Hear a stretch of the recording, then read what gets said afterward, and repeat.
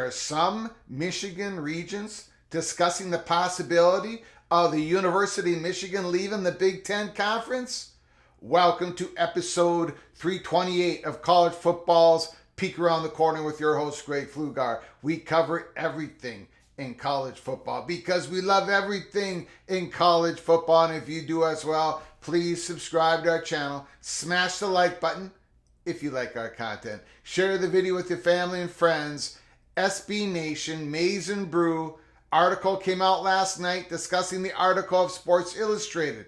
We provide a link in the description. You can read the whole thing. Let's get to it. Let's not waste any more time. Report: Michigan Regents discuss leaving the Big Ten if Jim Harbaugh was suspended.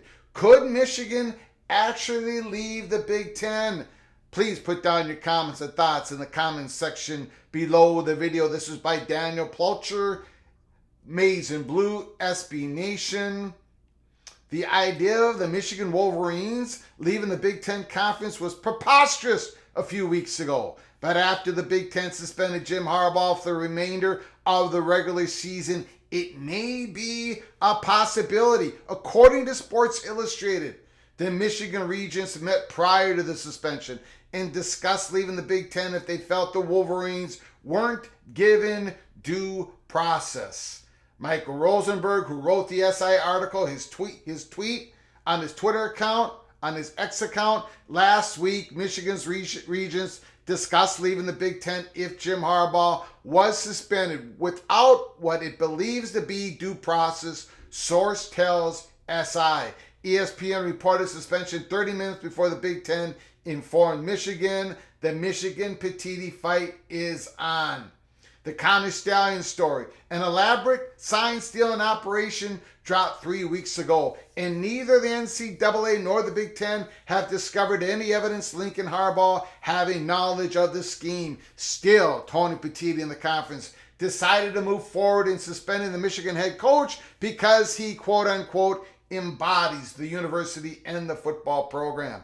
It's been apparent that the University of Michigan has strongly opposed any action against Harbaugh, the program, or the university without due process. It's why they quickly hired Williams and Conley to represent them for a response to the Big Ten and for any counteraction lawsuit that may occur. Now, a court battle is likely underway as of Friday night as Michigan, that was last night, as Michigan fights to have its head coach on the sidelines against number 10 Penn State in Happy Valley on Saturday. Today, it's the first of what is expected to be several battles between the Big Ten and Michigan in the courtroom in regards to the issue.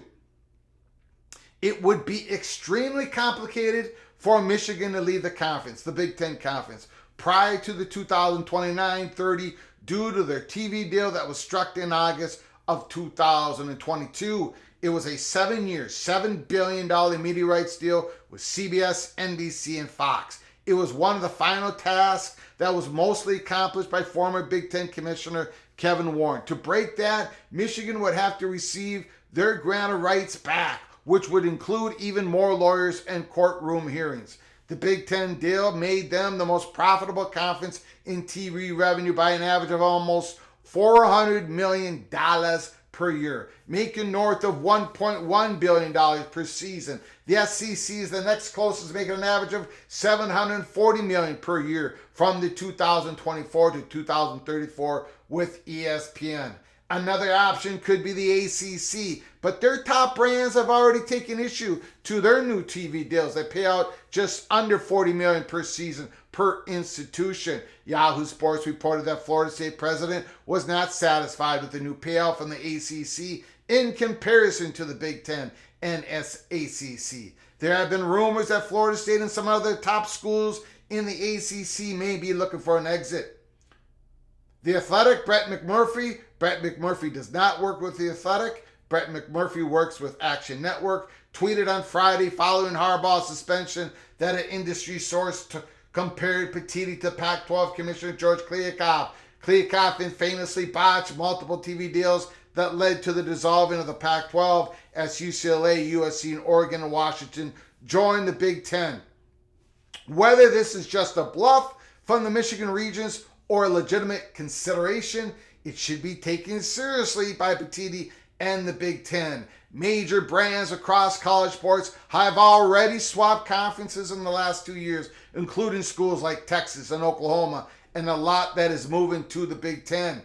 Washington, Oregon, USC, and UCLA. While there would be quite a few hoops for Michigan to jump through, every other conference would be chomping at the bit to add the Wolverines brand to their group of teams. So what do you think, PATC community?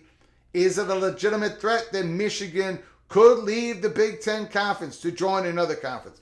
Let me give you my opinion. At this time, now we have peek around the corner.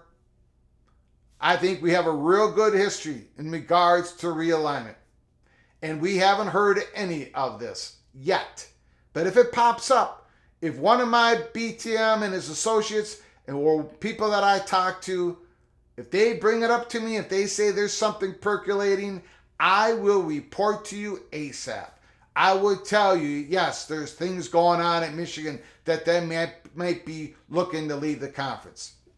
But I haven't heard anything yet. Number 2, would there be great hurdles for Michigan to overcome? Yes, there would be. Does Michigan have the money to make a buyout settlement with the Big Ten? Possibly. The chances are against Michigan for leaving the Big Ten Conference. But could it be done? Is it possible? Yes. If the Big Ten and Michigan keeps battling in the courts, it's possible. I'm being honest with you. It's possible. Number 3, I don't think Michigan wants these court battles with the Big Ten. They do not want to go to court. They do not want discovery. Remember, there are other investigations going on. The Big Ten, yes, they laid a hammer, but there are other serious things going on here.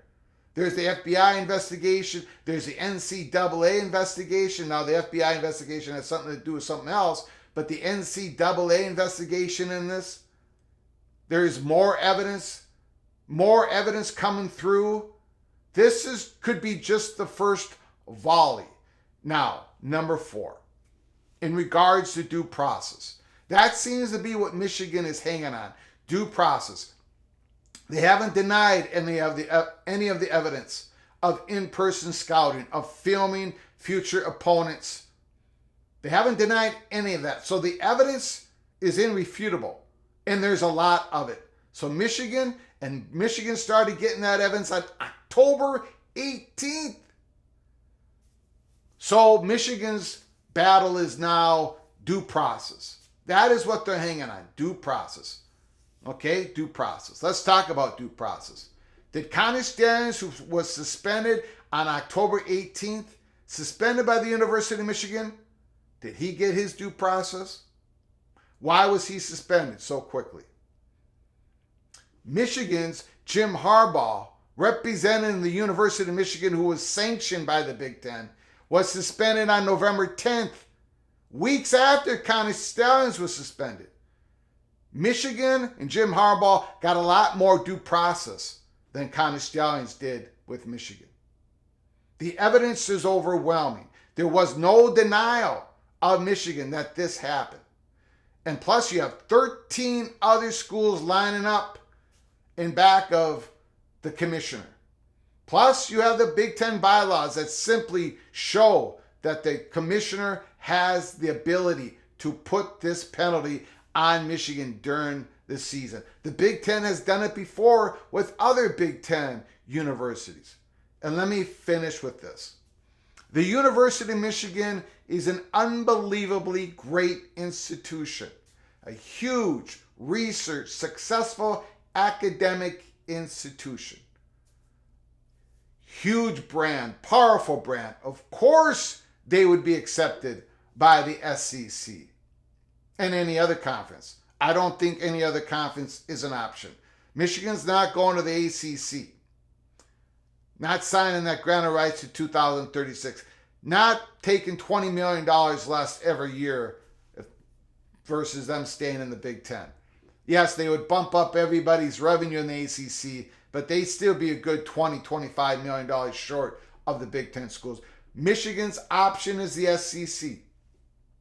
Yes, SEC would take them. Yes, it would hurt the Big Ten if Michigan went to the SEC. But I got to tell you, what is a league if it can't enforce its rules? The league doesn't exist anyways. Tony Petitti had to take action. This is my strongly held opinion, and it's strongly held opinion throughout the Big Ten Conference. So if Michigan goes to the SEC, it would hurt the Big Ten.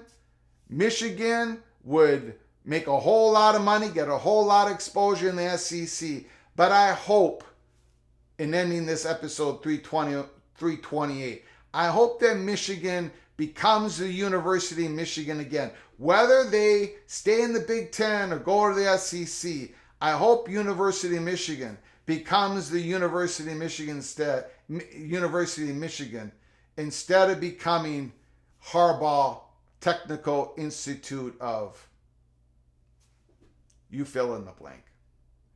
Until next time, from all of us at PATC to all of you, please, you all take great care of each other. Thank you so very much.